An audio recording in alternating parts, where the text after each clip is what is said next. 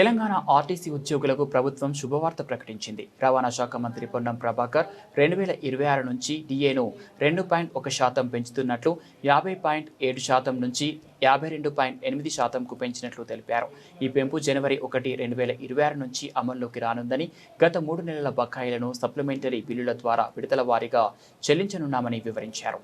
తెలంగాణ రాష్ట్ర రోడ్డు రవాణా సంస్థ కార్మికులకు సంబంధించి ఉన్నటువంటి ఏకైక పెండింగ్ డిఏను కూడా విడుదల చేయడానికి ప్రభుత్వం నిర్ణయం చేసింది. జనవరి 2026 నుంచి 2.1% డిఏ పెంచుతూ పెండింగ్ను కూడా జనవరి నుంచి ఇవ్వాల్సింది కూడా భవిష్యత్తులో సెటిల్ చేస్తూ అందరికీ ఈ యొక్క శుభవార్త తెలియజేస్తాను.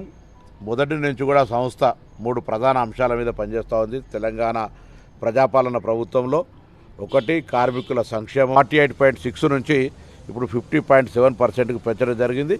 ఇప్పుడు తెలంగాణలో ఉన్నటువంటి ప్రతి ఆర్టీసీలో ఉన్నటువంటి మరి ఉద్యోగస్తులందరికీ కూడా ఈ యొక్క బెనిఫిట్ను ఉపయోగాన్ని వినియోగించుకొని ఇంకా సంస్థ పేరును ప్రజలకు మరింత చేరువై తెలంగాణ ప్రజలకు లైఫ్ లైన్ అయినటువంటి ఆర్టీసీని ఇంకా ప్రశంసలు పొందే విధంగా ప్రజలకు సౌకర్యంగా ఉండే విధంగా అందరూ శ్రమపడాలని ఈ సందర్భంగా కోరుకుంటా ఉన్నాను.